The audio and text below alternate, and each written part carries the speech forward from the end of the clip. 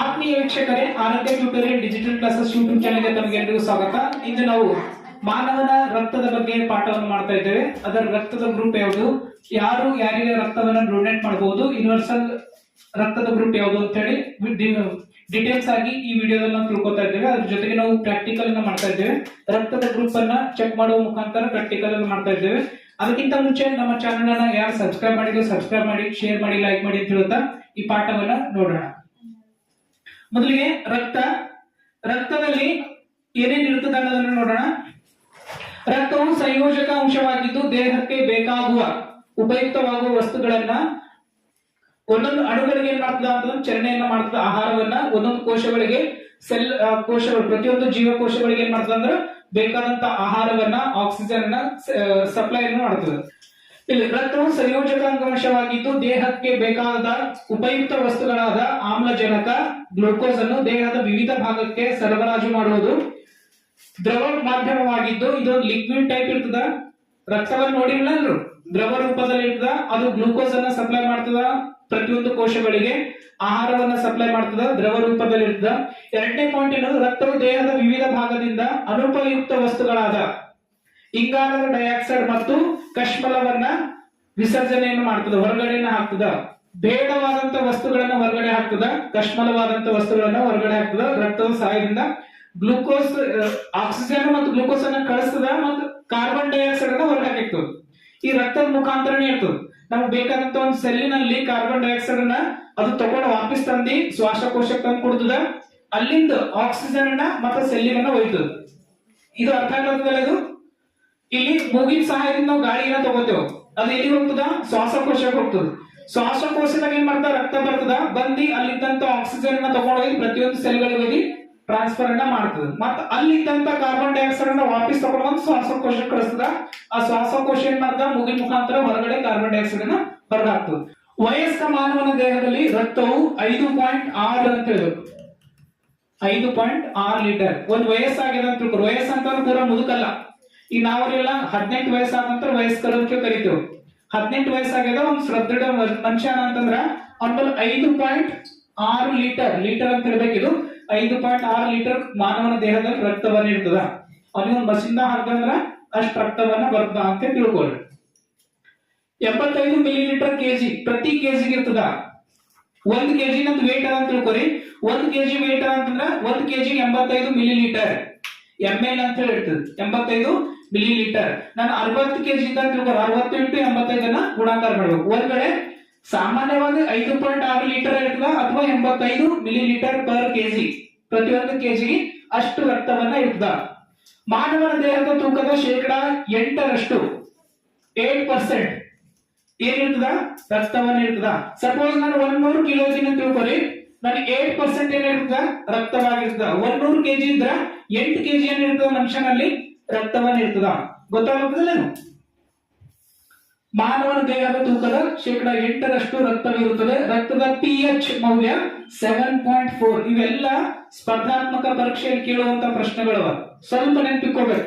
7.4 ರಕ್ತದ pH ಏನಾಗಿರ್ತದ 7.4. pH ಅಂದ್ರೆ ಏನು? ಪರ್ಸೆಂಟೇಜ್ ಆಫ್ ಹೈಡ್ರೋಜನ್ pH ಅಂತ ಕರೀತಾರೆ. ನೀರಿನ pH ಲೆವೆಲ್ ಎಷ್ಟು? 7. ಮೊನ್ನೆ ಓದಿದವಲ್ಲ, ನೀರಿನ pH ಲೆವೆಲ್ 7 ಆಗಿರ್ತದೆ. ಪ್ರತ್ಯಾಮ್ಲವಾಗಿದ್ದು ರಕ್ತದ ಸರಾಸರಿ ಸಾಂದ್ರತೆಯು 1060 ಕೆಜಿ ಪರ್ ಮೀಟರ್ ಕ್ಯೂಬ್ ಸಾಂದ್ರತೆ ಅಂತ ಹೇಳಿರ್ತದ. ಈ ನೀರಿನಲ್ಲಿ 1 ಕೆಜಿ ನೀರನ್ನ ತಗೊಂಡ್ರಿ 1000 ಸಾಂದ್ರತೆ ಇರ್ತದೆ ಕೆಜಿ ಪರ್ ಮೀಟರ್ ಕ್ಯೂಬ್ ಅಂತ ಹೇಳಿರ್ತದ. ಆದ್ರ ಇಲ್ಲಿ ಏನಾಗಿರ್ತದೆ 1100 ಕೆಜಿ ಪರ್ ಮಿಲಿಮೀಟರ್ ಕ್ಯೂಬ್ ಅಂತ ಹೇಳ್ಬೇಕು. ಇದು ಮಿಲಿಮೀಟರ್ ಕ್ಯೂಬ್ ಅಂತ ಹೇಳಿ ಅಲ್ಲ, ಮೀಟರ್ ಕ್ಯೂಬ್ ಅಂತ ಹೇಳಿ ಬರ್ತದ. 1060 ಕೆಜಿ ಪರ್ ಮೀಟರ್ ಕ್ಯೂಬ್ ಅಂತ ಹೇಳಿದ. ನೀರಿನ ಸಾಂದ್ರತೆ ಕಂಪೇರ್ ಮಾಡಿದ್ರೆ ನೀರಿನಲ್ಲಿ ಸಾಂದ್ರತೆ ಎಷ್ಟಾಗಿರ್ತದೆ 1000 ಇತ್ತಂದ್ರ ಆ ನೀರಿಗಿಂತನೂ ಏನಾಗಿರ್ತದೆ ರಕ್ತ ಗಟ್ಟಾಗಿರ್ತದ ಅಂತ ಹೇಳ್ತಾರೆ. ಗಟ್ಟಿ ಹೆವಿ ಇರ್ತದ ಅಂತ ಹೇಳ್ತಾರೆ. ತಿಳಿದನ? ನೀರು ಬಹಳಷ್ಟು ಲಿಕ್ವಿಡ್ ಆಗಿರ್ತದೆ. ಇದು ರಕ್ತ ಏನಾಗಿರ್ತದೆ ಅದಕ್ಕಿಂತ 60 ಕೆಜಿ ಮೀಟರ್ ಕ್ಯೂಬ್ ಅನ್ನ ಜಾಸ್ತಿ ಗಟ್ಟಾಗಿರ್ತದ. ರಕ್ತದ ವೈಜ್ಞಾನಿಕ ಅಧ್ಯಯನವನ್ನ ಸಿರಾಲಜಿ ಅಂತ ಕರೀತಾರೆ. ಏನಂತ ಕರೀತಾರ? ಸಿರಾಲಜಿ. ರಕ್ತದ ಬಗ್ಗೆ ವೈಜ್ಞಾನಿಕವಾಗಿ ಅಧ್ಯಯನ ಮಾಡೋದಕ್ಕ ಸಿರಾಲಜಿ ಅಂತ ಕರೀತಾರೆ ಎಂದು ಕರೆಯುತ್ತಾರೆ.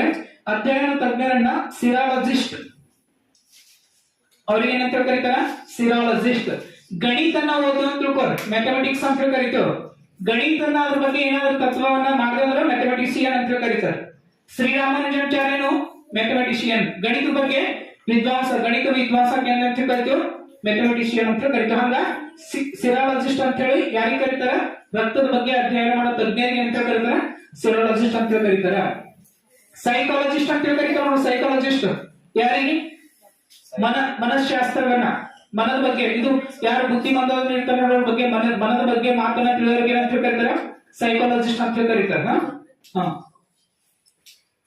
ನೆಕ್ಸ್ಟ್ ಏನದ ಅಂತಂದ್ರ ರಕ್ತದ ರೋಗಗಳ ಕಾರಣಗಳನ್ನ, ಅದಕ್ಕೆ ಚಿಕಿತ್ಸೆ ಮತ್ತು ತಡೆಗಟ್ಟುವ ವಿಧಾನವನ್ನ ಅಧ್ಯಯನ ಮಾಡುವುದನ್ನ ಹೆಮಾಟಾಲಜಿ ಏನಂತ ಕರೀತಾರ?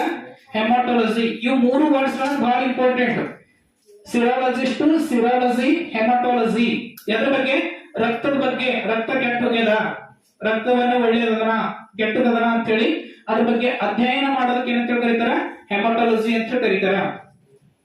ಎಂದು ಕರೀತಾರೆ. ರಕ್ತದ ರೋಗವು ರಕ್ತದ ಉತ್ಪತ್ತಿ ಮತ್ತು ರಕ್ತದ ಘಟಕಗಳ ಮೇಲೆ ಪರಿಣಾಮವನ್ನ ಬೀರುತ್ತದೆ. ರಕ್ತವನ್ನು ಯಾವ ರೀತಿ ಉತ್ಪತ್ತಿ ಆಗ್ತದೆ, ಅದನ್ನ ರೋಗವನ್ನ ಅದ್ರ ಮೇಲೆ ಉಂಟಾಗ್ತದೆ. ರಕ್ತವು ಮೂಳೆಯಲ್ಲಿ ಆಂತರಿಕವಾಗಿರುವ ಅಂಗಾಂಶವಾದ ಅಸ್ಥಿ ಮಜ್ಜೆ, ರಕ್ತ ಎಲ್ಲಿ ಉತ್ಪತ್ತಿ ಆಗ್ತದ? ಅಸ್ಥಿ ಮಜ್ಜೆ. ಎಲುಗಳು ನೋಡ್ರಿ, ಎಲುಗಳ ಒಳಗಡೆ ಇರ್ತದ ರಕ್ತವನ್ನ ಉತ್ಪತ್ತಿ ಆಗುತ್ತೆ. ರಕ್ತ ಅಸ್ಥಿ ಮಜ್ಜೆಯಲ್ಲಿ ರಕ್ತವನ್ನ ಉತ್ಪತ್ತಿ ಆಗ್ತದ. ಈ ಗುಲ್ಮ ಅಂತ ಹೇಳಿ ಮತ್ತೊಂದು ಗುಲ್ಮ ಮತ್ತು ಲಿವರ್ಗ್, ಇವು ರೋಗಸ್ಥ ಮತ್ತು ವಯಸ್ಸಾದ ಕೆಂಪು ರಕ್ತ ಕಣಗಳು. ರೋಗಸ್ಥ ಅಂತಂದ್ರೆ ರಕ್ತದಲ್ಲಿ ಕೆಟ್ಟ ರಕ್ತ ಅಂತ ಕರೀತಾರೆ, ಅದಕ್ಕೆ ಏನಂತ ಕರೀತಾರೆ? ಗುಲ್ಮ. ಅದು ವಯಸ್ಸಾದ ರಕ್ತ ಕಣಗಳು ಇರ್ತಾವ, ಇನ್ನೊಂದ್ ಸ್ವಲ್ಪ ದಿನ ಆದ ನಂತರ ಆ ರಕ್ತ ಕಣಗಳು ಏನ್ ಮಾಡ್ತಾವ? ಸಾಯ್ತಾವ. ದ್ರವ ಭಾಗ ಮತ್ತು ಘನ ಭಾಗ. ದ್ರವ ಭಾಗ ಇರ್ತದ ರಕ್ತದಲ್ಲಿ, ಘನ ಭಾಗ ಅಂತ ಹೇಳಿ ಇರ್ತದ. ದ್ರವ ಭಾಗವು ಶೇಕಡಾ 55ರಷ್ಟು ಇದ್ದು ಇದು ಪ್ಲಾಸ್ಮಾದಿಂದ ಆಗಿರುತ್ತದೆ. ಅದಕ್ಕೆ ಏನಂತ ಕರೀತಾರ? ಪ್ಲಾಸ್ಮಾ ಅಂತ ಕರೀತಾರ. ಪ್ಲಾಸ್ಮಾದಲ್ಲಿ ಶೇಕಡಾ 90ರಷ್ಟು ನೀರಿದ್ದು ಶೇಕಡಾ 10ರಷ್ಟು ಪ್ರೋಟೀನ್ಗಳಿಂದ ಕೂಡಿರುತ್ತದೆ. ದ್ರವ ಭಾಗ ರಕ್ತದಲ್ಲಿ ಎರಡು ಟೈಪ್ ಇರ್ತದ, ಒಂದು ದ್ರವ ಭಾಗ, ಒಂದು ಘನ ಭಾಗ ಅಂತ ಹೇಳ್ದ. ಅದ್ರಾಗ ಒಂದು ದ್ರವ ಭಾಗದಾಗ ಏನಾಗಿರ್ತದ ಅಂತಂದ್ರೆ ಪ್ಲಾಸ್ಮಾ ಅನ್ನೋದು ಇರ್ತದೆ. ಶೇಕಡಾ 90ರಷ್ಟು ಪ್ಲಾಸ್ಮಾದಲ್ಲಿ ಇರ್ತದೆ ನೀರಿದ್ದು, ಶೇಕಡಾ 10ರಷ್ಟು ಪ್ರೋಟೀನ್ಗಳಿಂದ ಕೂಡಿರುತ್ತದೆ. ಈ ಪ್ರೋಟೀನ್ಗಳಲ್ಲಿ ಫೈಬ್ರೋನೋಸಿನ್ ಅಂತ ಹೇಳಿ ಮತ್ತು ಪ್ರೋಥೋಂಬಿನ್ ಅಂತ ಕರೀತಾರೆ ಎಂಬ ಎರಡೇನವ ಅಂತಂದ್ರೆ ಪ್ರೋಟೀನ್ಗಳು, ಅತ್ಯಂತ ಪ್ರಮುಖವಾದ ಪ್ರೋಟೀನ್ಗಳು. ರಕ್ತದಲ್ಲಿ ಎರಡು ಪ್ರೋಟೀನ್ಗಳು ಇರ್ತಾವ, ಆ ಪ್ರೋಟೀನ್ಗಳಿಗೆ ಏನಂತ ಕರೀತಾರ? ಒಂದು ಫೈಬ್ರೋನೋಸಿನ್ ಮತ್ತೊಂದು ಪ್ರೋಥೋಂಬಿನ್ ಅಂತ ಹೇಳಿ ಎರಡು ಪ್ರೋಟೀನ್ಗಳ ಇರ್ತಾವ. ಎರಡು ಪ್ರೋಟೀನ್ಗಳ ಹೆಸರು ಈ ರೀತಿಯ ಅತ್ಯಂತ ಪ್ರಮುಖವಾದ ಪ್ರೋಟೀನ್ಗಳಾಗಿದ್ದು ಫೈಬ್ರೋಸಿನ್ ಮತ್ತು ಪ್ರೋಟೀನ್ ರಕ್ತ ಹೆಪ್ಪುಗಟ್ಟುವಲ್ಲಿ ಸಹಾಯಕವಾಗಿವೆ. ಮತ್ತೊಂದೇನ ಥ್ರೋಂಬಿನ್, ಇಲ್ಲಿ ಇದು ಹಿಂಗ್ ಬರ್ಬೇಕು,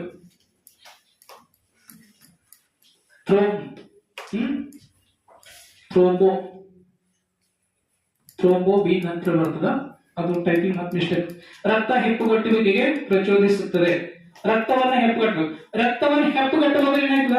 ಎಲ್ಲೋ ಒಂದು ಕಟ್ ಆಯ್ತು ಅಂತ ತಿಳ್ಕೊರಿ. ನಾನು ಇವತ್ತಿನ ಬ್ಲೇಡ್ ನ ತೆಗಿಲತ್ತೀನಿ, ಒಂದ್ ಸ್ವಲ್ಪ ಮುಳ್ಳನ್ನ ನಡ್ತು ಅಂದ್ರ ಕಂಟಿನ್ಯೂಸ್ ರಕ್ತ ಫ್ಲೋ ಹಾಕೋದೋಯ್ತು. ಅದು ಹೆಪ್ಪುಗಟ್ಟೋದೈತೆ ಅಂತ ತಿಳ್ಕೊರಿ. ಮೈದಲ್ಲಿ ಇದ್ದಂತ 5.6 ಲೀಟರ್ ಅಷ್ಟು ರಕ್ತವೆಲ್ಲ ಹಾಕೋಗ್ತದ, ಮನುಷ್ಯ ಸತ್ತು ಹೋಗ್ತಾನೆ.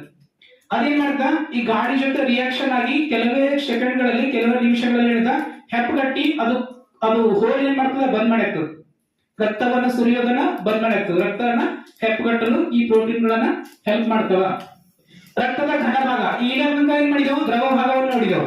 ಆ ದ್ರವ ಭಾಗದಲ್ಲಿ ಪ್ಲಾಸ್ಮಾ ಅಂತ ಹೇಳಿತ್ತು 55%, ಅದರಲ್ಲಿ 90% ಪ್ಲಾಸ್ಮಾ ಇರ್ತದೆ, 10% ನೀರಿನ ಭಾಗ ಇರ್ತಿದ್ದು ಅದಿತ್ತು. ಇವಾಗ ಘನ ಭಾಗ, ರಕ್ತದಲ್ಲಿ ಘನ ಭಾಗವು ಶೇಕಡಾ 45ರಷ್ಟು. ದ್ರವ ಭಾಗ 55% ಇತ್ತು, ಇದು 45% ಏನದ ಘನ ಭಾಗ. ಎರಡು ಕೂಡಿಸ 100% ಇದ್ದ, ಅವೆರಡು ಕುಂತೆ ರಕ್ತ ಆಗ್ತದೆ. ರಕ್ತದಲ್ಲಿ ಘನ ಭಾಗವು ಶೇಕಡಾ 45ರಷ್ಟು ಇರುತ್ತದೆ. ಇದು ಪ್ರಮುಖವಾಗಿ 3 ಘಟಕಗಳನ್ನ ಒಳಗೊಂಡಿದೆ. ರಕ್ತದ ಘಟಕಗಳು ಕೆಂಪು ರಕ್ತ ಕಣಗಳು ಆರ್ಬಿಸಿ ಅಂತ ಕರೀತಾರೆ ಅದನ್ನ, ಆರ್ಬಿಸಿ. ಬಿಳಿ ರಕ್ತ ಕಣಗಳು WBC, ಮತ್ತೊಂದು ಕಿರುತಟ್ಟೆಗಳು ಅಂತ ಬರ್ತದ. ಆ 3 ಭಾಗದಿಂದ ಈ ಘನ ರಕ್ತ ಕಣಗಳನ್ನ ಕೂಡಿರ್ತಾವ. ಯಾವುದು? RBC, WBC, ಮತ್ತೊಂದು ಬ್ಲೇಟ್ಲೆಟ್ಸ್ ಅಂತ ಬರ್ತದೆ. 3 ಕಿರುತಟ್ಟೆಗಳು ಅಂತ ಕರೀತಾರೆ ಅದನ್ನ. ಆ ಮೂರು ಬಗ್ಗೆ ಡೀಟೇಲ್ಸ್ ಆಗಿ ತಿಳ್ಕೊಳ್ಳೋಣ. ಕೆಂಪು ರಕ್ತ ಕಣಗಳು, ಈ ಕೆಂಪು ರಕ್ತ ಕಣಗಳಿಗೆ ಏನಂತ ಕರೀತಾರ ಅಂತಂದ್ರ ರೆಡ್ ಬ್ಲಡ್ ಸೆಲ್ಸ್ ಅಂತ ಹೇಳಿ ಕರೀತಾರೆ. ಸೆಲ್ಸ್ ಅಂತ ಹೇಳಿ ಕರಿಬಹುದು ಮತ್ತು ಕಾರ್ಪಲ್ ಸ್ಕೆಲ್ಸ್ ಅಂತ ಹೇಳಿ ಕರೀತಾರೆ. ಇಲ್ಲಿ ರೆಡ್ ಬ್ಲಡ್ ಸೆಲ್ಸ್ ಗಳನ್ನ ಕಾಣತಾವ. ಆಟ ಮಾಡಕ್ ಹೋಗೋಣ. ಇಲ್ಲಿ ಹಲವಾರು ಚಿತ್ರವನ್ನ ಹಾಕಿನ ಸೆಲ್ಸ್ ಗಳ ನಾವು ಸಣ್ಣ ಸಣ್ಣ ಬಹಳ ಸೂಕ್ಷ್ಮ ದರ್ಶಕದಲ್ಲಿ ನೋಡ್ಬೇಕಾಗ್ತದೆ. ಆ ಟೈಪ್ ಕಾಣ್ಬೇಕಾದ್ರೆ ಅವು ಏನವ ಅಂತಂದ್ರ ನಿಮ್ನ ದರ್ಪಣ ಅಂತ ಹೇಳಿ ನೋಡ್ರಿ, ಕಾನ್ಕೇವ್ ಲೆನ್ಸ್, ಕಾನ್ವೆಕ್ಸ್ ಲೆನ್ಸ್ ಅಂತ ಹೇಳಿ. ಈ ಒಳಗಡೆ ತೆಗ್ದ ನೋಡ್ರಿ, ಇದು ಕಾಣತದ. ಈ ಟೈಪ್ ಇರ್ತಾವ ಸೆಲ್ಸ್ ಗಳನ್ನ ಒಳಗಡೆ ನಿಮ್ನ ದರ್ಪಣ ಟೈಪ್ ಇರ್ತಾವ, ಅದನ್ನೇ ಕೊಟ್ಟರು. ಇವುಗಳನ್ನ ಎರಿಥ್ರೋಸೈಟ್ ಎಂದು ಕರೆಯುತ್ತಾರೆ. ಇವು ದೊಡ್ಡ ಬಿಲ್ಲೆ ಅಂತಿದ್ದು ಅದು ಇದರಲ್ಲಿ ಸೂಕ್ಷ್ಮ ದರ್ಶಕದಲ್ಲಿ ನೋಡಿದ್ರೆ ಕಾಣ್ತಾವ. ಮಧ್ಯಭಾಗದಲ್ಲಿ ಎರಡು ಗ್ಲಾಸ್ ಗಳನ್ನ ನಿಮ್ನವಾಗಿವೆ. ಎರಡು ಕಡೆ ಏನಿರ್ತಾವ ಒಳಗಡೆ ಬೆಂಡ್ ಆಗಿರ್ತಾವ, ಇಲ್ಲಿ ಕಾಣತದಲ್ಲ. ಆ ರೀತಿ ಇರ್ತವ. ಕೆಂಪು ರಕ್ತ ಕಣಗಳು ಜೀವಕೋಶಗಳನ್ನ ಕೋಶ ಕೇಂದ್ರ ಹಿಮೋಗ್ಲೋಬಿನ್ ಒಳಗೊಂಡಿರುತ್ತದೆ. ಆದುದರಿಂದ ರಕ್ತವು ಕೆಂಪಾಗಿರುತ್ತದೆ. ರಕ್ತ ಕೆಂಪಾಗಿರುವ ಕಾರಣವೇನು? ಹಿಮೋಗ್ಲೋಬಿನ್. ಗೊತ್ತಾಗ್ತಾ? ಹಿಮೋಗ್ಲೋಬಿನ್ ಉಸಿರಾಟದಿಂದ ತೆಗೆದುಕೊಂಡ ಆಮ್ಲಜನಕವನ್ನ ದೇಹದ ಪ್ರತಿಯೊಂದು ಕೋಶಕ್ಕೂ ಸಾಗಿಸುತ್ತದೆ. ಈ ಹಿಮೋಗ್ಲೋಬಿನ್ ರಕ್ತದಲ್ಲಿ ಏನ್ ಮಾಡ್ದ ಅಂದ್ರ, ನಾವು ಗಾಳಿಯನ್ನು ತಗೋತೀವಲ್ಲ, ಪ್ರತಿಯೊಂದು ಸೆಲ್ಲಿಗೆ ಏನ್ ಮಾಡ್ದ ಅಂದ್ರ ಅದು ಆಕ್ಸಿಜನ್ ಅನ್ನ ಸಪ್ಲೈ ಮಾಡ್ತದ. ಹಿಮೋಗ್ಲೋಬಿನ್ ನಲ್ಲಿ ಕಬ್ಬಿಣದ ಅಂಶವಿರುತ್ತದೆ. ಕೆಂಪು ರಕ್ತ ಕಣದಲ್ಲಿ ಕೋಶ ಕೇಂದ್ರವಿರುವುದಿಲ್ಲ. ಗಾತ್ರದಲ್ಲಿ ದೊಡ್ಡದಾಗಿರುತ್ತದೆ. 1959ರಲ್ಲಿ ಡಾಕ್ಟರ್ ಮ್ಯಾಕ್ಸ್ ಫರ್ಸೋಟೋಸ್ ಎಂಬುವವರು ಎಕ್ಸ್ ಕಿರಣದ ಸಹಾಯದಿಂದ ಹಿಮೋಗ್ಲೋಬಿನ್ ನ ರಚನೆಯನ್ನ ವಿವರಿಸಿದರು. ಕೆಂಪು ರಕ್ತ ಕಣಗಳ ಜೀವಿತಾವಧಿ 100ರಿಂದ 120 ದಿನಗಳು. 120 ಡೇಸ್ ಏನ್ ಮಾಡ್ತಾವ ಅಂದ್ರ ಇವು ಬದುಕಿರ್ತಾವ. 100ರಿಂದ 120 ದಿನಗಳು ಏನ್ ಮಾಡ್ತಾವ, ಕೆಂಪು ರಕ್ತಗಳ ಬದುಕಿರ್ತಾವ. ಅದಾದ ನಂತರ ಅದರೊಳಗೆ ಸತ್ತು ಹೋಗ್ತಾವ ಮತ್ತು ಹುಡ್ತಾವಂಗೆ. ಹಿಮೋಗ್ಲೋಬಿನ್ ರಕ್ತದ ಎಷ್ಟು ದಿನಗಳು ಬದುಕಿರ್ತಾವ? 120. 1 ಕ್ಯೂಬಿಕ್ ಮಿಲಿಮೀಟರ್ ನಲ್ಲಿ ರಕ್ತದಲ್ಲಿ ಕೆಂಪು ರಕ್ತ ಕಣಗಳು 5.4 ಮಿಲಿಯನ್. 1 ಕ್ಯೂಬಿಕ್ ಮಿಲಿಮೀಟರ್ ರಕ್ತದಲ್ಲಿ ಕೆಂಪು ರಕ್ತ ಕಣಗಳು 5.4 ಮಿಲಿಯನ್ ರಷ್ಟಿರುತ್ತವೆ. ಅಂತಂದ್ರ 1 ಕ್ಯೂಬಿಕ್ ಮಿಲಿಲೀಟರ್ ಇದು ಈ ರೀತಿ 1 ಸೆಂಟಿಮೀಟರ್ ಅಂತ ತಿಳ್ಕೊರು. 1 ಸೆಂಟಿಮೀಟರ್ ನಲ್ಲಿ ಎಷ್ಟು ಮಿಲಿಮೀಟರ್ ಇರ್ತಾವ? 10 ಇರ್ತಾವ. 10 ಇರ್ತಾವಲ್ಲ. ಆಗ ಈ ಕಡೆ 1 ಮಿಲಿಮೀಟರ್, ಈ ಕಡೆ 1 ಮಿಲಿಮೀಟರ್, ml ಅಂತ ಹೇಳಿ. ಅದು ಸ್ಕ್ವೇರ್ ನಲ್ಲಿ ಬಾಕ್ಸ್, ನಾವು ಕ್ಯೂಬ್ ಬಾಕ್ಸ್ ಅನ್ನ ಆಡ್ತೇವೆ ನೋಡ್ರಿ. ಅದು ಒಂದು ಕ್ಯೂಬ್ ಬಾಕ್ಸ್ ಅನ್ನ 1 ಮಿಲಿಲೀಟರ್ ಅದ ಅಂತ ತಿಳ್ಕೊರಿ, ml ಅದ ಅಂತ ತಿಳ್ಕೊರಿ. ಈ ಕಡೆ 1 ml, ಈ ಕಡೆ 1 ml. ಆ 1 ml ನಲ್ಲಿ 5.4 ಮಿಲಿಯನ್ ಅಷ್ಟೇ ಏನಾಗಿರ್ತಾವ, ಈ ಕೆಂಪು ರಕ್ತ ಕಣಗಳನ್ನು ಇರ್ತಾವ. ಗೊತ್ತಾಗ್ಲತ್ತದ? ನಿಮ್ದು ಕ್ಯೂಬಿಕ್ ಬಾಕ್ಸ್ ಅನ್ನ ಆಡ್ತೀವಿ ನೋಡ್ರಿ, ರೂಬಿಕ್ ಕ್ಯೂಬ್ಸ್. ಅದರ ಎಲ್ಲಾ ಕಡೆ ಶೇಪ್ ಅನ್ನ 1 ಮಿಲಿಮೀಟರ್ ಅಂತ ತಿಳ್ಕೊರು. ಅದು ಆಕ್ಚುಲಿ 3 ಸೆಂಟಿಮೀಟರ್. ಅಂದ್ರ ಅದ್ರೊಳಗೆ ಎಷ್ಟಾಗ್ತಾವ? 30 ಮಿಲಿಮೀಟರ್ ಆಯ್ತಾವ. ಅದ್ರಲ್ಲಿ ಒಂದು ಭಾಗವನ್ನು ತಗೊಂಡು ಅದ್ರೊಳಗೆ ಎಷ್ಟು ಹಿಡಿತದ ರಕ್ತ, ಅದ್ರ ರಕ್ತ ಹಾಕ್ತದೆ ಅಂತಂದ್ರ ಆ ರಕ್ತದಲ್ಲಿ 5.4 ಮಿಲಿಯನ್ ಏನಾಗಿರ್ತಾವ ರಕ್ತ ಕಣಗಳನ್ನ, ಕೆಂಪು ರಕ್ತ ಕಣಗಳನ್ನ ಇರ್ತಾವ. ಅಸ್ಥಿ ಮಜ್ಜೆಯಲ್ಲಿ 1 ಸೆಕೆಂಡ್ಗೆ ಸುಮಾರು 1.5 ಮಿಲಿಯನ್ ಇಂದ 2 ಮಿಲಿಯನ್ ಅಷ್ಟು ಕೆಂಪು ರಕ್ತ ಕಣಗಳನ್ನ ಉತ್ಪತ್ತಿಯಾಗುತ್ತವೆ. ಪ್ರತಿ ಸೆಕೆಂಡ್ 1 ಸೆಕೆಂಡ್ ಎಷ್ಟು ಮಿಲಿಯನ್? 2 ಮಿಲಿಯನ್. 1 ಮಿಲಿಯನ್ ಅಂದ್ರೆ ಎಷ್ಟಾಗ್ತದ? 10 ಲಕ್ಷ. 20 ಲಕ್ಷ 1 ಸೆಕೆಂಡ್ ನಲ್ಲಿ 20 ಲಕ್ಷ ಏನಾಗಿರ್ತಾವ ಅಂತಂದ್ರ ಈ ಕೆಂಪು RBC ಗಳನ್ನ ತಯಾರಾಗ್ತಾವ. ಗೊತ್ತಾಗಲ್ಲ? ಒಂದೊಂದ್ಸರಿ ಏನ್ ಮಾಡ್ತಾರ ಅಂತಂದ್ರ ರಕ್ತ ಟೆಸ್ಟ್ ಮಾಡ್ತಾರ, RBC ಅನ್ನ ಕಡಿಮೆ ಆಗದ ಅಂತ ಹೇಳಿ ರಕ್ತವನ್ನ ಕೊಡ್ತಾರ, ಅಥವಾ ಇದು ತಿನ್ರಿ ಅದು ತಿನ್ರಿ ಟಾನಿಕ್ ಅನ್ನ ಕೊಡ್ತಾರ. ಅದ್ರ ಸಲ ವೀಕ್ನೆಸ್ ಆಗ್ಯದ ಅಂತ ಹೇಳ್ತಾರೆ ಡಾಕ್ಟರ್ಸ್ ಗಳನ್ನ. ಈ RBC ಕಡಿಮೆ ಆಗ್ತದ ಅಂದ್ರೆ ಬಹಳಷ್ಟು ವೀಕ್ನೆಸ್ ಆಗ್ತದ. ಸ್ವಲ್ಪ ಶಾರ್ಟ್ ಕಟ್ ಆಗಿ ಇವೆಲ್ಲ ತಿಳ್ಕೊಳ್ಳೋ ಟ್ರೈ ಮಾಡ್ರಿ. ಅಸ್ಥಿ ಮಜ್ಜಾದಲ್ಲಿ ಎಲು ಇರ್ತದ, ಎಲುದೊಳಗ ಬಹಳಷ್ಟು ಸಣ್ಣ ಸಣ್ಣ ಹೋಲ್ಗಳನ್ನ ಇರ್ತಾವ. ಆ ಹೋಲಿನಲ್ಲಿ ರಕ್ತವನ್ನ ತಯಾರಾಗ್ತದೆ. ರಕ್ತ ತಯಾರಾಗೋ ಹೊತ್ತಿನ RBC ರೆಡ್ ಬ್ಲಡ್ ಸೆಲ್ಸ್ ಅಂತ ಕರೀತಾರೆ. 1 ಸೆಕೆಂಡ್ ನಲ್ಲಿ ಏನಾಗ್ತಾವ ಅಂತಂದ್ರ ಸುಮಾರು 2 ಬಿಲಿಯನ್ ಏನಾಗ್ತಾವ ಕೆಂಪು ರಕ್ತ ಕಣಗಳನ್ನ ಉತ್ಪತ್ತಿ ಆಗ್ತಾವ. ಬಿಳಿ ರಕ್ತ ಕಣಗಳು WBC ಅಂತ ಕರೀತಾರೆ. ಬಿಳಿ ರಕ್ತ ಕಣಗಳಲ್ಲಿ ಲಿಪ್ಟೋಸೈಡ್ ಗಳೆಂದು ಕರೆಯುತ್ತಾರೆ. ಇದು ಸಂಖ್ಯೆಗಳಲ್ಲಿ ಕಡಿಮೆ ಇದ್ದು ಕೆಂಪು ರಕ್ತ ಇದಕ್ಕಿಂತಲೂ ಎದಕ್ಕಿಂತ ಕೆಂಪು ರಕ್ತ ಕಣಗಳಿಗಿಂತಲೂ ಇದು ಏನಾಗಿರ್ತದೆ ಸಂಖ್ಯೆಯಲ್ಲಿ ಕಡಿಮೆ ಏನಾಗ್ತದೆ ಬಿಳಿ ರಕ್ತ ಕಣಗಳನ್ನ. ಕೆಂಪು ರಕ್ತ ಕಣಗಳಿಗಿಂತ ಗಾತ್ರದಲ್ಲಿ ದೊಡ್ಡದಾಗಿರುತ್ತವೆ. ಬಿಳಿ ರಕ್ತ ಕಣಗಳು ದೇಹದೊಳಕ್ಕೆ ಆಹಾರ, ನೀರು, ಗಾಳಿ ಮೂಲಕ ಪ್ರವೇಶಿಸಿದ ರೋಗಾಣುಗಳನ್ನ ಸೂಕ್ಷ್ಮ ಜೀವಿಗಳು ನಾಶ ಮಾಡುತ್ತವೆ. ಇವು ಮಿಲಿಟರಿ ಇದ್ದಾವೆ, ಇವು ಕಾಣತಾವಲ್ಲ, ಇವೆಲ್ಲ ಏನು ಬಿಳಿ ರಕ್ತ ಕಣಗಳು. ಆ ಕೆಂಪು ರಕ್ತ ಕಣಗಳಿಗಿಂತ ಕಡಿಮೆ ಆಗಿರ್ತಾವ. ಒಳಗಡೆ ಬೈ ಚಾನ್ಸ್ ಆಗಿ ಯಾವ ಬ್ಯಾಕ್ಟೀರಿಯಾಸ್ ಗಳನ್ನ ಬಂದು ಸೂಕ್ಷ್ಮ ಜೀವಿಗಳನ್ನ ಬಂದು ಅಂತಂದ್ರ ಅವುಗಳನ್ನ ಕೊಲ್ತಾವ. ಈ ನಾವು ಬಾರ್ ಬೇಮರ್ ಬೀಳತ್ತಿದೋ ನಮಗ ನಿರ್ಶಕ್ತಿ ಆಗತ್ತ ಅಂತ ತಿಳ್ಕೊ. ಅವಾಗ ಏನಾಗ್ತದ ಅಂದ್ರೆ ಈ ವೈಟ್ ಬ್ಲಡ್ ಸೆಲ್ಸ್ ಏನಾಗಿರ್ತಾವ ಕಡಿಮೆ ಆಗ್ಯಾವ ಅಂತ ಹೇಳ್ತಾ, ಕರೆಕ್ಟ್ ಆಗಿ ಕೆಲಸ ಮಾಡವಂತಾವ. ಅದ್ರ ಸರಿ ಏನಾಗ್ಲತ್ತ ನಾವು ಬಾರ್ ಬೇಮರ್ ಬೀಳತ್ತಿದ ಅಂತ ಹೇಳ್ತಾ. ಟೈಫಾಯ್ಡ್, ಜಾಂಡಿಸ್ ಹಿಂಗೆಲ್ಲ ಐತೆ ನೋಡ್ರಿ, 4 ದಿನಕ್ಕೆ ಒಂದ್ಸರಿ ವೀಕ್ನೆಸ್ ಆಗೋದು, ವೈಟ್ ಬ್ಲಡ್ ಸೆಲ್ಸ್ ಏನಾಯ್ತವ ಕಡಿಮೆ ಆಗ್ಯಾವ ಅಂತ ಹೇಳ್ತಾ. ಹಾಗಾಗಿ ಏನಾಯ್ತ ಮತ್ತೇನ್ ಮಾಡ್ತಾರ ಅಂತಂದ್ರೆ ಮತ್ತೆ ಟ್ರೀಟ್ಮೆಂಟ್ ಅನ್ನ ಸ್ಟಾರ್ಟ್ ಮಾಡ್ತಾರೆ. ವೈಟ್ ಬ್ಲಡ್ ಸೆಲ್ಸ್ ಅಂತ ಕರೀತಾರೆ. ಅವು ಏನ್ ಮಾಡ್ತಾವ ಮಿಲಿಟರಿ ಇದ್ದಿನಾಗ ದೇಹಕ್ಕೆ ರಕ್ಷಣೆ ಕೊಡ್ಲಾಕ ಒಳಗಡೆ ಬರ್ಬೋದು ಸೂಕ್ಷ್ಮ ಜೀವಿಗಳಿಗೆ. ಅದು ಜಗಳ ಆಡದ ಕಡೆಯನ್ನ ಒಳಗ್ ಬಂದು ಅಂದ್ರೆ ಮತ್ತೆ ಬೇಮರ್ ಬೀಳಕ್ ಸ್ಟಾರ್ಟ್ ಆಗ್ತೇವೆ. ಬಿಳಿ ರಕ್ತ ಆಹಾರ ಒಳಗೆ ಬರ್ಬಿಡೋದು. ಬಿಳಿ ರಕ್ತ ಕಣಗಳು ಆಯುಷ್ಯ 12 ಗಂಟೆಗಳಿಂದ 300 ದಿನಗಳವರೆಗೆ. ಒಂದ್ಸರಿ ಹುಡ್ತಾ ಅಂತ ತಿಳ್ಕೊರಿ, ಮಿನಿಮಮ್ 12 ಗಂಟೆ ಜಿಂದ ಇರ್ತದ, ಮ್ಯಾಕ್ಸಿಮಮ್ 300 ದಿನ, ಸುಮಾರು ಏನು 10 ತಿಂಗಳು. 10 ತಿಂಗಳು ಏನಾಗಿರ್ತದ ಜೀವಿತವಾಗಿರ್ತದ ಹೊಂದಿರುತ್ತದೆ. ದುಂಡಾಗಿರುವ ಬಿಳಿ ರಕ್ತ ಕಣಗಳನ್ನ ಲಿಂಫ್ ಕೋಶಗಳೆಂದು ಕರೆಯುತ್ತಾರೆ. 1 ಕ್ಯೂಬಿಕ್ ಮಿಲಿಮೀಟರ್ ನಲ್ಲಿ ರಕ್ತದಲ್ಲಿ 7000 ಬಿಳಿ ರಕ್ತ ಕಣಗಳನ್ನ ಇರ್ತಾವ. ಆದ್ರೆ ಆರ್ಬಿಸಿ ಎಷ್ಟಿರ್ಲತ್ತಿದು ರೆಡ್ ಬ್ಲಡ್ ಸೆಲ್ಸ್ ಅನ್ನ 5.4 ಮಿಲಿಯನ್ ಇದ್ದು 1 ಕ್ಯೂಬಿಕ್ ಇದ್ರೆ. ಇವು ಎಷ್ಟಿರ್ಲತ್ತಾವ ಬರೀ 7000 ಇರ್ಲತ್ತು. ಅದಕ್ಕೆ ಎಷ್ಟು ವ್ಯತ್ಯಾಸ ಅದ ಬಾಳದಲ್ಲ. ಎಷ್ಟು ತಿಳ್ಕೊರಿ. ಯಾವ ಜಾಸ್ತಿ ಇರ್ತಾವ ಆರ್ಬಿಸಿ ನ ಡಬ್ಲ್ಯೂಬಿಸಿ ಆರ್ಬಿಸಿ. ಕಿರುತಟ್ಟೆಗಳು ಅಂತ ಹೇಳ್ಬಾರ್ದ.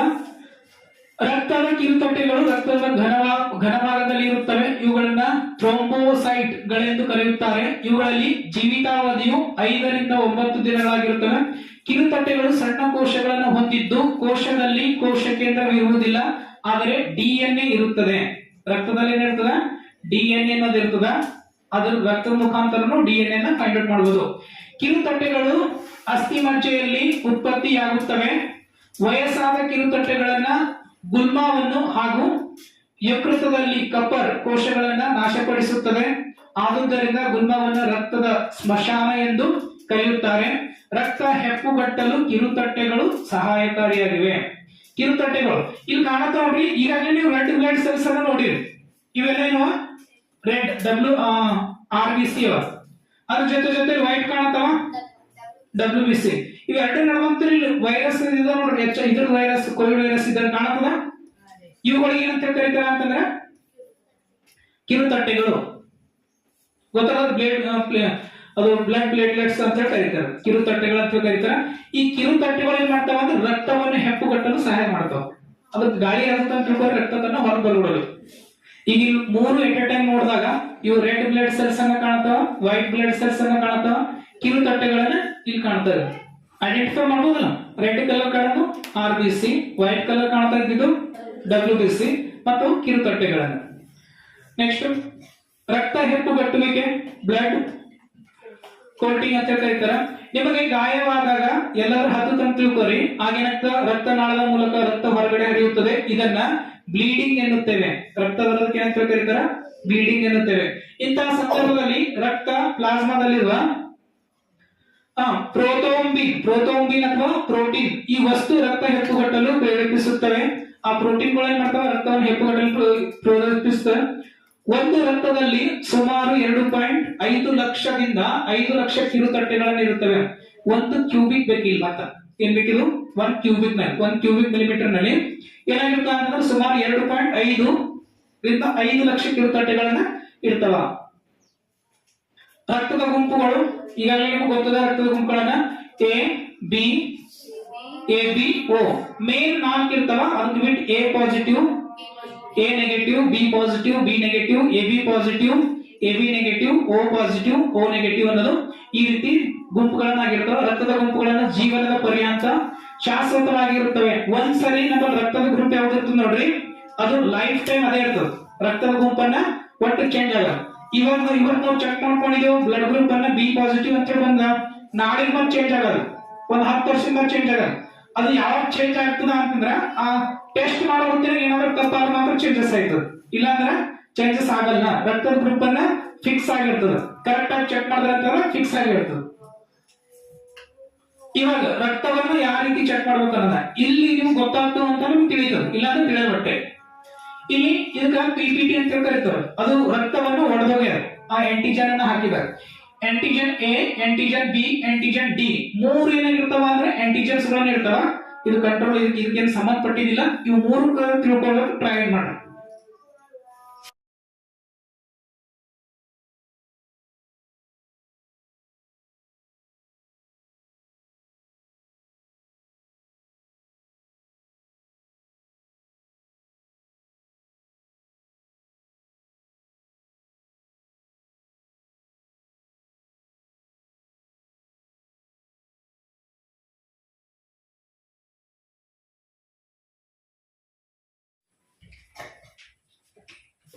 ಈ ಎ ನಲ್ಲೂ ಏನೂ ಆಗಿಲ್ಲ, ಬಿ ನಲ್ಲೂ ಏನೂ ಆಗಿಲ್ಲ, ಓ ನಲ್ಲಿ ಮಾತ್ರ ಆಗಿದೆ ಅಂದ್ರೆ O positive. O positive, A B ಇದು 3ರಲ್ಲೂ ಆಗಿಲ್ಲ ಅಂದ್ರೆ ಓ ನೆಗೆಟಿವ್. ಗೊತ್ತಾಗತ್ತದ? ಎ ನಲ್ಲಿ ಆಗ್ಯದ, ಇದು ಲಾಸ್ಟ್ ನ ಡಿ ನಲ್ಲಿ ಆಗ್ಯದ, ಎ ಪಾಸಿಟಿವ್. ಎ ನಲ್ಲಿ 1ರಲ್ಲಿ ಮಾತ್ರ ಆಗ್ಯದ, ಎ ನೆಗೆಟಿವ್. ಎ ನಲ್ಲೂ ಆಗಿಲ್ಲ, ಇದು ಬಿ, ಇದು ಏನಾಗಿದೆ ಬಿ ಪಾಸಿಟಿವ್. ಗೊತ್ತಾಗತ್ತದ? ಎ ನಲ್ಲಿ ಆಗಿಲ್ಲ, ಬಿ ನಲ್ಲಿ ಆಗ್ಯದ, ಮತ್ತೆ ಡಿ ನಲ್ಲಿ ಆಗಿಲ್ಲ, ಬಿ ನೆಗೆಟಿವ್ ಅಥವಾ ಬಿ ಅಂತ ಹೇಳಿ ಕರಿಬಹುದು. 3ರಲ್ಲೂ ಆಗ್ಯದ ಅಂತಂದ್ರ ಎ ಬಿ ಪಾಸಿಟಿವ್. ಗೊತ್ತಾಗತ್ತದ? A B positive.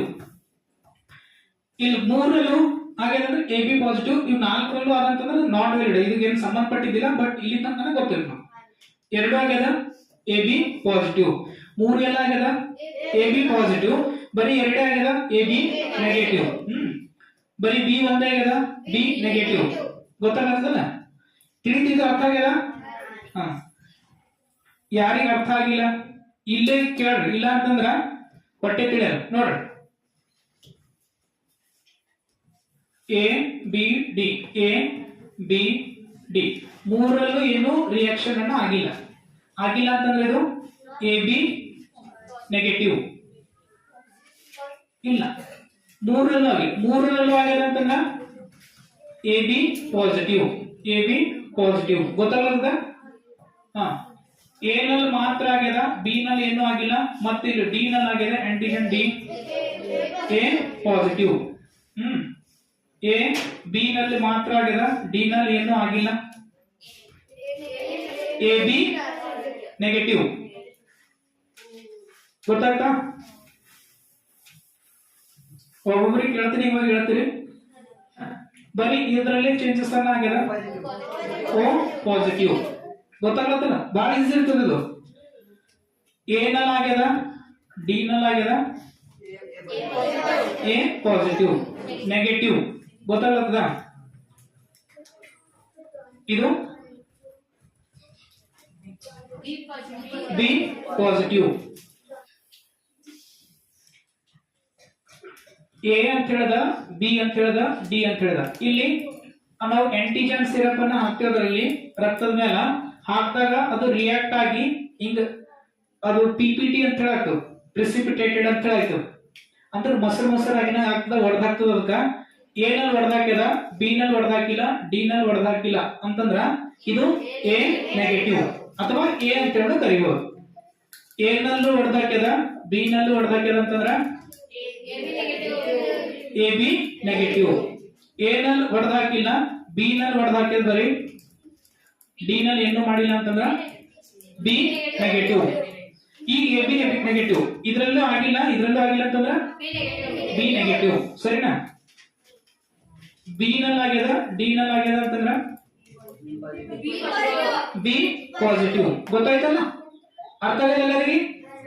ಮುಂದಕ್ಕೆ ಹೋಗೋಣ ನೆಕ್ಸ್ಟ್ ಸ್ಲೈಡ್ಗೆ. ಈಗ ಬಂದವರಿಗೆ ಅರ್ಥ ಆಯ್ತಾ? ಅಮೀರ್ ಹೇಳು. ಇವು ಎರಡು ಎ ಪಾಸಿಟಿವ್, 3 ಎಲ್ಲ ಆಗ್ಯಾವ ಎ ಬಿ ಪಾಸಿಟಿವ್, 3 ಎಲ್ಲ ಆಗಿಲ್ಲ ಓ ನೆಗೆಟಿವ್. ಗೊತ್ತಾಗ್ತಾ? ಇವಾಗ ಯಾರ ರಕ್ತವನ್ನ ಯಾರಿಗೆ ಕೊಡಬಹುದು ಅನ್ನೋದನ್ನ, ನಿಮ್ ರಕ್ತವನ್ನ ಯಾರ್ಯಾರಿಗೆ ಕೊಡಬಹುದು ಅಂತ ಹೇಳಿ ಬಹಳ ಸಿಂಪಲ್ ಸೂತ್ರ ಅದ, ಗಣಿತ ಸೂತ್ರ ಅದ. ಇಲ್ಲಿ ಓ ಅನ್ನೋರು ಎಲ್ಲರಿಗೂ ಕೊಡಬಹುದು, ಓ ಅನ್ನೋರು ಎಲ್ಲರಿಗೂ ಕೊಡಬಹುದು. ಮತ್ ಪ್ರತಿಯೊಂದು A B A B, A ಮತ್ತ ಬಿ ಬರೀ ಇಬ್ಬರಿಗೆ ಕೊಡ್ಲಕ್ ಬರ್ತದ, ಎ ಬಿ ಒಬ್ಬರಿಗೆ ಕೊಡ್ಲಕ್ಕ ಬರ್ತದ. ಬಹಳ ಸಿಂಪಲ್ ಅದ ಇದು. ಓ ಅನ್ನೋದು ಓ ಕೊಡ್ಬೋದು, ಎ ಕೊಡ್ಬೋದು, ಬಿ ಕೊಡ್ಬೋದು, ಎ ಬಿ ಕೊಡ್ಬೋದು. ಎ ಅನ್ನೋರು ಎ ಕೊಡ್ಬೋದು, ಎ ಬಿ ಕೊಡ್ಬೋದು. ಯಾಕಂದ್ರ ಇದ್ರ ಗುಣಾಂಶಗಳನ್ನ ಇಲ್ಲಿ ಅವ ನೋಡ್ರಿ ಒಂದ್ ಸ್ವಲ್ಪ ಕಲಿ ಎ ಅಂತ ಹೇಳದ. ಹಂಗ ಬಿ ಅನ್ನೋದು ಡೈರೆಕ್ಟ್ ಬಿ ಕೊಡ್ಬೋದು, ಮತ್ ಇಲ್ಲಿ ಇನ್ನೊಂದು ಕಂಟೆಂಟ್ ಬಿ ಅಂತ ಹೇಳದಲ್ಲ ಎ ಬಿ ಕೊಡ್ಬೋದು. ಎ ಬಿ ಇದ್ದಿದ್ದು ಎ ಬಿಗೆ ಕೊಡ್ಬೇಕಾಗ್ತದೆ, ತಿಳಿತಾ? ಈಗ ನಮ್ಮಲ್ಲಿ ಬಿ ಅಲ್ಲ ಅಂತ ಹೇಳಿ ತಿಳ್ಕೊರಿ, ನಾ ಯಾರಿಗೆ ಕೊಡ್ಬೋದು? ಬಿ ಕೊಡ್ಬೋದು, ಎ ಬಿ ದವರಿಗೂ ಕೊಡ್ಬೋದು. ಓ ನಮ್ಮಲ್ಲಿ ಓ ಅಲ್ಲ ಅಂತಂದ್ರ ಎಲ್ಲರಿಗೂ ಕೊಡ್ಬೋದಲ್ಲ. ಈ ಓ ಅನ್ನೋದಕ್ಕೆ ಏನಂತ ಕರೀತಾರ? ಯೂನಿವರ್ಸಲ್ ಡೋನಾರ್ ಅಂತ ಕರೀತಾರೆ, ಯೂನಿವರ್ಸಲ್ ಡೋನಾರ್ ಅಂತ ಕರೀತಾರೆ. ಅಂದ್ರೆ ಇದು ವಿಶ್ವದಾನಿ ಅಂತ ಕರೀತಾರೆ, ಎಲ್ಲರಿಗೂ ಕೊಡ್ಬೋದು ಇದು ರಕ್ತವನ್ನ ಓ ಅನ್ನೋದು. ಎ ಬಿ ಅನ್ನೋದು ಎ ಬಿ ಮಾತ್ರ ಕೊಡ್ತದೆ, ಬೇರೆ ಕೊಡ್ಲಕ್ ಬರಲ್ಲ. ಬಿ ಅನ್ನೋದು ಎ ಕೊಡ್ಬೋದು, ಬಿ ಕೊಡ್ಬೋದು. ಎ ಅನ್ನೋದು ಎ ಕೊಡ್ಬೋದು, ಬಿ ಕೊಡ್ಬೋದು. ಗೊತ್ತಾಯ್ತಾ? ಬಹಳ ಸಿಂಪಲ್ ಫಾರ್ಮುಲಾವನ್ನ. ಇವಾಗ ನಿಮ್ದು ರಕ್ತ ಗ್ರೂಪ್ ಯಾವ್ದು ಇರ್ತದೆ ನೋಡ್ರಿ, ನಿಮ್ ತಂದೆ ತಾಯಿ ರಕ್ತ ಗ್ರೂಪ್ ಯಾವ್ದು ಇರ್ತ ಅಂತ ಇಲ್ಲೇ ಕಂಡುಹಿಡಿಯಬಹುದು. ಅದ ಹೆಂಗ? ಇಲ್ಲಿ ತಂದೆ ಯಾರ ಅಂತ ತಿಳ್ಕೊರಿ, ತಾಯಿ ಯಾರ. ಇದು ತಂದೆ, ಇದು ತಾಯಿ, ಅಥವಾ ಇದು ತಾಯಿ ಇದು ತಂದೆ, ಚೇಂಜಸ್ ಆದ್ರೂ ನಡೀತದೆ. ತಾಯಿ ತಂದೆ, ಇದು ಓ ಇದು ಓ, ಅವ್ರ ಇಬ್ರದು ಓ ಓ ಅಂತ ಹೇಳಿ ತಂತ್ರ ತಿಳ್ಕೊರಿ. ಮಗು ಓನೇ ಹುಟ್ಟಬೇಕು ಕಂಪಲ್ಸರಿ, ಅದು ಹಂಗೆ ಇರ್ತದ. ಜೆನೆಟಿಕ್ಸ್ ಅಂತ ಕರೀತಾರೆ. ಎ ಹುಟ್ಟಲ್ಲ, ಬಿ ಹುಟ್ಟಲ್ಲ, ಎ ಬಿ ಹುಟ್ಟಲ್ಲ. ಬಹಳ ಸಿಂಪಲ್ ಅದಲ್ಲ. ರಕ್ತ ತಂದೆನೂ ಓದ ತಾಯಿನೂ ಓದ ಅಂತಂದ್ರ ಮಗು ಎ ಇರಲ್ಲ, ಬಿ ಇರಲ್ಲ, ಎ ಬಿ ಇರಲ್ಲ. ತಿಳಿತಾ? ನಗು ಹೊಂಟದಲ್ಲ. ನೆಕ್ಸ್ಟ್ ತಂದೆ ಓದ ತಾಯಿ ಏದ, ಅಥವಾ ತಾಯಿ ಓದ ತಂದೆ ಏದ. ಇವು ಇಬ್ಬರಲ್ಲಿ ತಂದೆ ತಾಯಿ ಅಂತ ತಿಳ್ಕೊರಿ. ತಂದೆ ತಾಯಿ ತಾಯಿ ತಂದೆ ವಯಸ್ಸ ವರ್ಷ ಹೆಂಗಿರ್ಬೋದು. ಓ ಇರ್ಬೋದು, ಎ ಇರ್ಬೋದು, ಬಿ ಇರಲ್ಲ, ಎ ಬಿ ಇರಲ್ಲ. ಗೊತ್ತಾಯ್ತಾ? ಸಿಂಪಲ್ ಅದ ಇದು. ಓ ಬಿ ಇದ್ರ ಓ ಇರ್ಬೋದು, ಬಿ ಇರ್ಬೋದು, ಎ ಇರಲ್ಲ, ಎ ಬಿ ಇರಲ್ಲ. ಎ ಮತ್ತು ಎ ಬಿ ಇದ್ದಾಗ, ಎ ಮತ್ತು ಎ ಬಿ ಇದ್ದಾಗ ಎ ಇರ್ಬೋದು, ಬಿ ಇರ್ಬೋದು, ಓ ಇರಲ್ಲ, ಎ ಬಿ ಇರಲ್ಲ. ಸಿಂಪಲ್ ಅದ. ಎ ಮತ್ತು ಎ ಇದ್ದಾಗ ಓ ಇರ್ಬೋದು, ಎ ಇದ್ದಾಗ ಓ ಇರ್ಬೋದು, ಎ ಇರ್ಬೋದು, ಎ ಬಿ ಇರಲ್ಲ, ಎ ಬಿ ಇರಲ್ಲ, ಬಿನು ಇರಲ್ಲ. ಗೊತ್ತಾಗ್ತದೆ? ಅರ್ಥ ಆಯ್ತಾ? ಇದೊಂದು ಚಾರ್ಟ್, ಇದು ಗುಣಾಕಾರ ಮಾಡ್ದಂಗ ಅದ. ಓರೆ ಗುಣಾಕಾರ, ಓ ಓ ಓ ಓ. ಇಲ್ಲಿ ಓ ಅದ, ಇಲ್ಲಿ ಎ ಅಂತ ತಿಳ್ಕೊ. ನಾವು ಗುಣಾಕಾರ ಮಾಡ್ತೇವಲ್ಲ ಚಾರ್ಟ್ ಇದು. ಗುಣಿಲೆ ಇಲ್ಲಿ ಎ ಅದ, ಇದು ಬಿ ಅದ, ಇಲ್ಲಿ ಓ ಅದ, ಇಲ್ಲಿ ಎ ಅದ ಅಂತ ತಿಳ್ಕೊ. ಇವೆರಡು ಗುಣಾಕಾರ ಮಾಡಿದ್ರ ಓ ಎ, ಇದು ಓ ಬಿ. ಇವುಗಳನ್ನ ಬಿಟ್ಟು ಬೇರೆ ಇಲ್ಲ ಅಂತ ಹೇಳತ್ತ. ತಿಳಿದು? ನೀವು ಹಂಗೆ ಯಾರ್ದು ಚೆಕ್ ಮಾಡ್ಕೊಳಕ್ ಹೋಗ್ಬೇಡ. ನಿಮ್ದು ಗ್ರೂಪ್ ಅನ್ನ ಚೆಕ್ ಮಾಡ್ಕೊಂಡ್ರೆ ಅಂತ ತಿಳ್ಕೊ, ನಿಮ್ ತಂದೆ ತಾಯಿ ಯಾವ್ದು ಅಂತ ಹೇಳಿ ಅಂದಾಜನ್ನ ಮಾಡಬಹುದು. ರಕ್ತ ಬ್ಯಾಂಕ್ ಅಂದ್ರೆ ಬ್ಲಡ್ ಬ್ಯಾಂಕ್ ಅಂತ ಕರೀತಾರೆ. ರಕ್ತವನ್ನ ತುರ್ತು ಸಂದರ್ಭಗಳಲ್ಲಿ ನೀಡಲು ರಕ್ತ ಘಟಕಗಳನ್ನ ಸಂಗ್ರಹಿಸಲಾಗುತ್ತದೆ. ಕೆಂಪು ಮತ್ತು ಬಿಳಿ ರಕ್ತ ಕಣಗಳನ್ನ 1 ರಿಂದ 6 ಡಿಗ್ರಿ ಸೆಲ್ಸಿಯಸ್ ನಲ್ಲಿ ಉಷ್ಣಾಂಶದಲ್ಲಿ ಕ್ರಮವಾಗಿ 35 ರಿಂದ 45 ದಿನಗಳನ್ನ ಶೇಖರಣೆ ಮಾಡಿ ಇಡಬಹುದು. ಇವಾಗ ಪ್ರಾಕ್ಟಿಕಲ್ ಅನ್ನ ಮಾಡೋಣ. ಫಸ್ಟ್ ನಂದು ಬ್ಲಡ್ ಗ್ರೂಪ್ ಅನ್ನ ನಾನು ಚೆಕ್ ಮಾಡಿ ತೋರಿಸ್ತೇನೆ. ಯಾವ ರೀತಿ ಇರ್ಬೇಕಂತ ಗೊತ್ತಾಗಿದಲ್ಲ ಎಲ್ಲರಿಗೆ. ನಂದು ಬ್ಲಡ್ ಗ್ರೂಪ್ ಅನ್ನ ಬಿ ಪಾಸಿಟಿವ್ ಅದ ಅಂದ್ರ antigen A, antigen B, antigen A, ಇದು ಬಿ, ಇದು ಡಿ. ಇವು ಎರಡರಲ್ಲೂ ಏನಾಗಿರ್ಬೇಕು? ಪಿಪಿಟಿ ಅನ್ನ ಪ್ರಿಸಿಪಿಟೇಟೆಡ್ ಆಗ್ಬೇಕು. ಸರಿನಾ? ಇಲ್ಲಿ ಆಂಟಿಜನ್ಸ್ ಗಳನ್ನವ ಇದಕ್ಕ ಆಂಟಿಜನ್ ಸಿರಪ್ ಎ ಅಂತ ಹೇಳಿ ಕರೀತಾರ. ಇದೇನಿದು ಆಂಟಿಜನ್ ಸಿರಪ್ ಎ, ಇಲ್ಲಿ ಇದು ಬಿ, ಇನ್ನೊಂದು ಡಿ ಅಂತ ಹೇಳಿದ. 3 ಸ್ಲೈಡ್ಸ್ ಗಳವ, ಲಿಕ್ವಿಡ್ಸ್ ಅವ. ಇದ್ರ ಮೇಲೆ ಏನ್ ಮಾಡ್ತೇವೆ ಅಂದ್ರ ಎ ಬಿ ಮತ್ತ ಡಿ ಅಂತ ಹೇಳಿದ. ಇಲ್ಲಿ ಬಾರಿ ಬರ್ದಿಲ್ಲ ನಾನು. ಈ ಮೂರದಲ್ಲಿ ಒಂದೊಂದು ಡ್ರಾಪ್ ಅನ್ನ ರಕ್ತವನ್ನ ಹಾಕ್ಬೇಕು. ಮೂರದಲ್ಲಿ ಒಂದೊಂದು ಡ್ರಾಪ್ ಅನ್ನ ರಕ್ತ ಹಾಕಿ ಆ ಮೂರು ಡ್ರಾಪ್ಸ್ ಅನ್ನ ಒಂದಕ್ಕೊಂದು ಮಿಕ್ಸ್ ಆಗ್ಲಾರ್ದಂಗ ಸಪರೇಟ್ ಸಪರೇಟ್ ಸ್ವಲ್ಪ ದೂರನ್ನ ಹಾಕ್ಬೇಕು. ಗೊತ್ತಾಗ್ತಾ? ಸ್ವಲ್ಪ ಜೂಮ್ ಮಾಡು ಕ್ಯಾಮ್ರಾವನ್ನು. ಆಂಟಿಜನ್ ಎ ಅಂತೇಳಿ, ಬಿ ಅಂತೇಳಿ, ಮತ್ತೊಂದು ಇದು ಡಿ ಅಂತ ಹೇಳ್ತದ. ಸ್ಲೈಡ್ಸ್ ನಲ್ಲೂ ಬರ್ದಿದ್ದ ನಾನು ಎ ಬಿ ಡಿ ಅಂತ ಕನ್ಫ್ಯೂಷನ್ ಆಗಬಾರ್ದು ಅಂತೇಳಿ.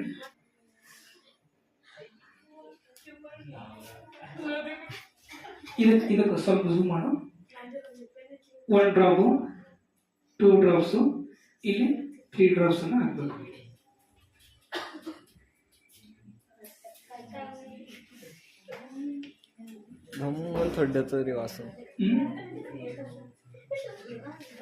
ನೆಕ್ಸ್ಟ್ ಇದು ಏನದು? Antigen syrup A.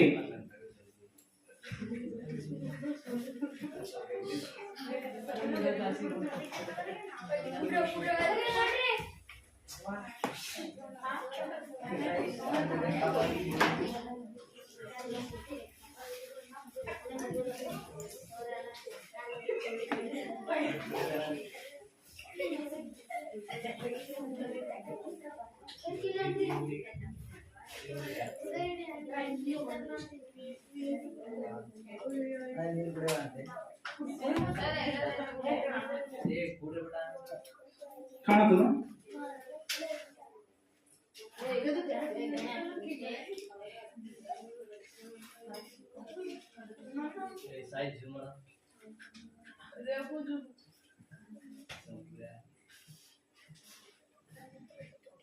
ಅದೊಂದು ಡಸ್ಟ್ಬಿನ್ ఉంటుంది ಅಂತ ತಗೊಂಡು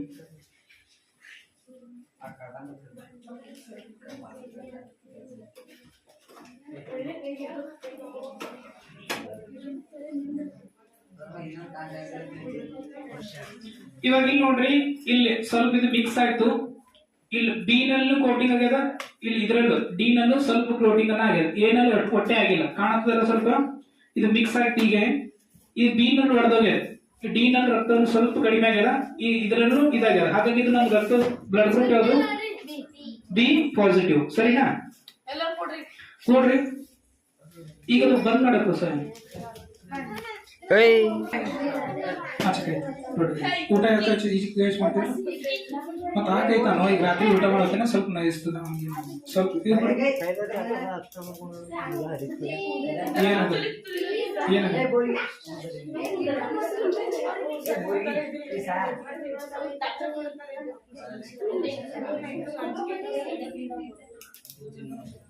ಏನಾಗತ್ತೆ?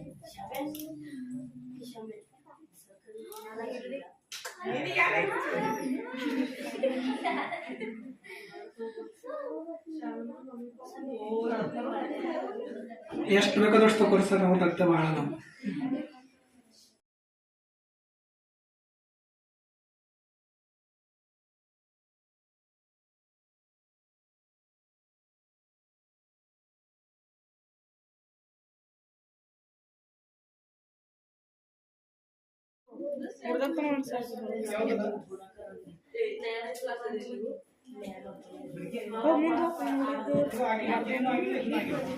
ಮಾಡ್ಕೊಂಡು ಏನೇ ನೆಕ್ಸ್ಟ್ ಏನು ಭಾಷಣ ಬಿ ನೆಗೆಟಿವ್ ಗೊತ್ತಾಯ್ತಾ? ಇದು ಆಗ್ಯದ, ಇದು ಒಂದೇ ಆಗ್ಯದ. ಇದು ಡಿ ಏನಾಗ್ತದೆ ಲೇಟ್ ಮಾಡೋದು. ಇದು ಬೇಕು, ಇದು ಬೇಕು. ಸಾಧ್ಯ ಇಲ್ಲ.